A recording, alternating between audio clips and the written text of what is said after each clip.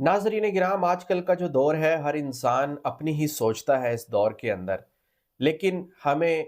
جس قدر ہو سکے دوسروں کا ساتھ دینا چاہیے، ان کی پریشانیوں اور تکلیفوں کو دور کرنے کی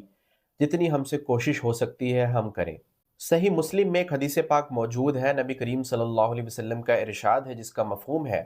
کہ جو انسان بھی کسی مسلمان کی دنیاوی پریشانیوں میں سے کسی پریشانی کو دور کرتا ہے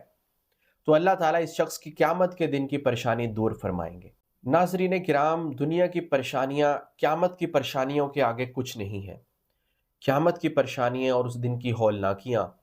وہ بہت ہی زیادہ انسان کو رسوا اور ذلیل کر دینے والی ہیں، لیکن جو شخص بھی کسی مسلمان کی دنیاوی پریشانیوں میں سے کسی ایک پریشانی کو دور کرتا ہے